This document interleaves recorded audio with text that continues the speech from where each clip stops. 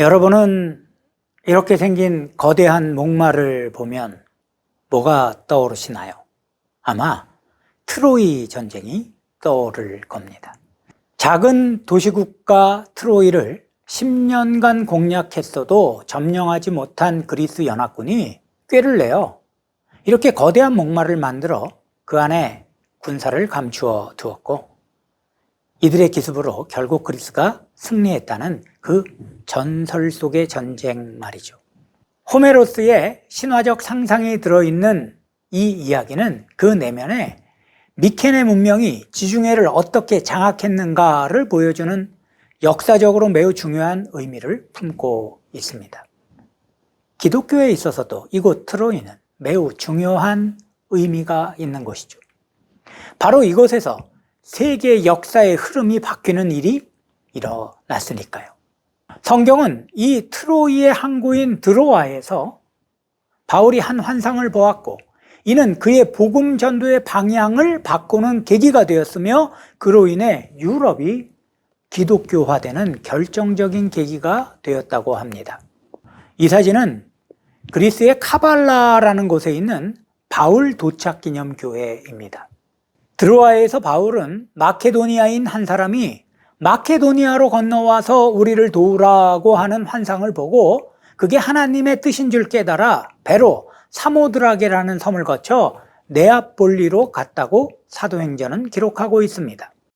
네아폴리는 네아폴리스란 말로 뉴시티, 즉 새로운 도시란 의미입니다. 그리고 도시의 이름처럼 여기서 새로운 역사가 쓰이게 되었죠. 이제까지 소아시아, 그러니까 지금의 이 튀르키예에 머물러 있던 복음이 드디어 유럽의 문을 열게 되었으니 말입니다. 이 일은 바울의 제2차 전도 여행 때 일어난 일입니다. 그렇다면 바울은 왜 두 번째 여행을 떠나게 된 걸까요? 우린 지난 강의에서 바울의 첫 번째 여행 때 일어난 일들을 살펴보았습니다. 구브로에선 아무런 성과가 없어 실망했을 거고, 마가가 돌아가 버린 버가에선 좌절과 낙담을 경험했을 테죠. 그나마 성과가 좀 있어 보이던 갈라디아 지방에선 유대인들의 계속된 방해로 인해 어려움을 겪다가 급기야 루스디리아에서는 돌에 맞아 거의 죽을 뻔하기도 했습니다. 거의 2년에 걸친 이 전도 여행을 통해 바울은 이루 말할 수 없는 많은 고초를 겪었던 겁니다. 그런데 그는 그 고생길을 또 떠나려고 합니다. 도대체 그는 왜 이 고생길을 또 나서겠다는 걸까요? 사도행전 15장 36절은 바울이 바나바에게 우리가 주의 말씀을 전한 각 성으로 다시 가서 형제들이 어떠한가 방문하자라고 제안했다 합니다. 그러니까 두 번째 여행을 계획한 이유는 1차 전도 여행 때 세워진 교회를 보살피기 위함이었던 것이죠. 그렇다면 왜 그 교회들을 보살펴야 했던 걸까요? 그건 사도행전 15장 앞부분에 기록된 예루살렘 공회와 관련이 있죠. 첫 여행 이후 바울과 바나바는 생각지도 못한 문제에 부딪혔습니다. 이방인으로 교인된 사람들도 율법대로 할례를 받아야 구원받을 수 있다라는 유대파 교인들의 주장 때문이었죠. 이들과 바울과 바나바 사이에 격렬한 논쟁이 벌어지자 안디옥 교회는 이들을 예루살렘으로 보내 이 문제를 공식적으로 해결하려 하였죠. 한편으로 이 일은 바울과 바나바가 예루살렘 교회에 자기들의 선교 여행의 성과를 보고하는 자리가 되기도 했습니다. 아무튼 많은 논의 중에 교회가 내린 결론은 이방인 교인들에겐 우상 숭배와 음행과 피와 목매어 죽인 것을 멀리하는 것을 권하는 차원에서 그들의 입교를 허락한다는 겁니다.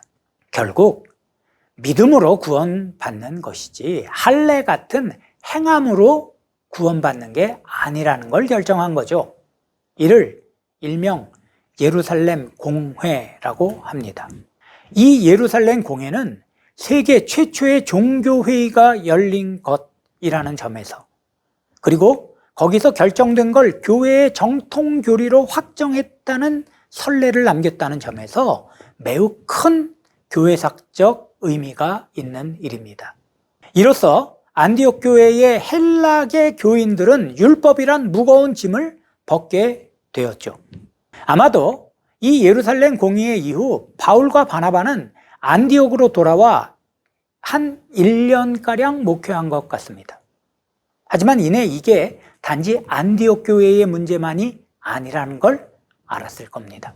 그들이 첫 번째 전도여행을 다니며 세운 교회들도 똑같은 도전에 직면했을 것임을 감지했을 테죠. 그래서 바울과 바나바는 첫 번째 전도여행 때 세운 교회들에도 믿음으로 구원받는 것이지 할례 같은 행위로 구원받는 게 아니다라는 예루살렘 공회의 결정을 확실히 알려주고자 했습니다.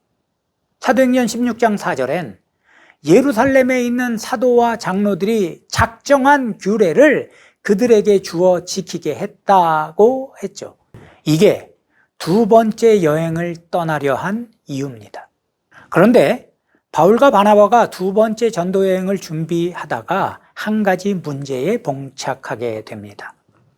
바나바가 마가를 데려가자고 했기 때문이죠. 마가가 누군가요? 첫 번째 여행 중 버가에서 전도팀을 이탈해 고향으로 돌아갔던 바나바의 조카 아닙니까? 바울이 이를 반대하자 둘 사이에 다툼이 일어나 바나바는 마가를 데리고 첫 선교지이자 자기 고향 구브로로 가버렸죠. 바울과 바나바가 갈라선 건 누구 잘못 때문인가요? 어떻게 보면 너무 자기 식구를 챙기려고 했던 바나바의 잘못 때문인 걸로 보이기도 하고, 한편으론 어린 마가의 실수를 용납하지 못한 바울의 잘못이 더 커 보이기도 하죠. 아마 바울과 바나바에게 당시 상황을 묻는다면 이에 대해 둘 다 할 말이 참 많을 겁니다. 아무튼 성경은 누구의 잘잘못을 가리려 하지 않습니다. 다만 이 사건 이후 바나바의 행적을 성경에서 찾을 수는 없죠. 교회의 전승에 따르면 바나바는 구브로에서 복음을 전하다가 수리아에서 온 유대인들에 의해 돌에 맞아 순교했다고 합니다. 북키프로스 살라미 근처엔 그의 무덤 위에 세워졌다는 바나바 기념교회가 있습니다. 그렇다면 바나바와 바울은 끝내 화해하지 못한 걸까요? 고린도전서 9장 6절엔 바울이 어찌 나와 바나바만 일하지 아니할 권리가 없겠느냐라며 바나바를 언급하는 장면이 있습니다. 이는 자비량으로 선교하고 있던 바울이 자기 권리를 주장한 말로 이미 고린도 교회가 바나바를 잘 알고 있었다는 걸 의미합니다. 한편으론 바울이 바나바를 자기처럼 자기 권리를 주장하지 않고 묵묵히 일하는 사람으로 비유한 거죠. 이는 이 둘 사이에 이미 화해가 이루어졌음을 암시해 주는 말씀입니다. 그럼 바울과 마가는요?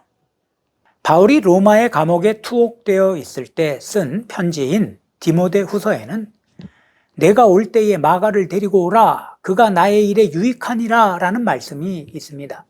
그리고 또 다른 로마의 감옥에서 쓴 편지 중 하나인 골로새서에서는 바나바의 생질 마가라고 분명히 언급하며 그가 자기와 함께 있다고 하였죠. 베드로전서에도 마가는 로마에 있는 베드로와 함께 있는 걸로 언급됩니다. 이런 걸로 유추해 봤을 때 마가는 분명히 바울과 화해하였고 로마까지 그를 따라갔으며 바울뿐 아니라 베드로의 로마 선교와 목회에도 큰 도움이 되었던 걸로 보입니다. 그리고 아마도 베드로에게 들은 예수님 이야기를 기록으로 남겼겠죠. 그게 마가복음이 된 거고요. 아무튼 바울이 바나바 그리고 마가와 이렇게 화해한 걸로 보이니 너무 찜찜해 하진 말길 바랍니다. 그렇다면 바나바와 결별한 이후 바울은 어떻게 되었을까요? 바울은 예루살렘 교회가 예루살렘 공회 이후 그들을 돕기 위해 보낸 목회자 중 한 사람인 실라를 택해 두 번째 전도 여행을 떠났습니다. 사도행전은 그가 수리아와 길리기아로 갔다고 기록했는데, 이는 바나바가 간 구브로에는 굳이 갈 필요가 없다고 느껴 육로로 소아시아를 향해 갔다는 뜻이죠. 안디옥을 출발하여 바울의 고향인 길리기아 지방을 지나 험준한 토로스 산맥을 넘어 첫 여행 때 세운 교회가 있는 더베를 거쳐 루스드라로 들어갔습니다. 돌에 맞아 죽을 뻔했던 그곳에 다시 들어간 거죠. 이때 한 젊은이를 만나게 되었으니 그가 바로 바울의 영적 아들 디모데입니다. 하나님은 결혼하지 않은 바울에게 죽을 뻔했던 그곳에서 오히려 자기 뒤를 이을 후계자를 얻게 하신 거죠. 이후 바울은 당시 가장 많은 인구가 몰려 살던 아시아의 무시아와 비두니아 지방에서 선교하려고 드로아로 갔으나 예수의 영이 허락하지 않으셨고, 그리고 거기서 서두에 말씀드린 바로 그 환상 사건이 일어났습니다. 다음 시간엔 이런 과정을 통해 유럽으로 들어간 복음에 대해 살펴보도록 하겠습니다.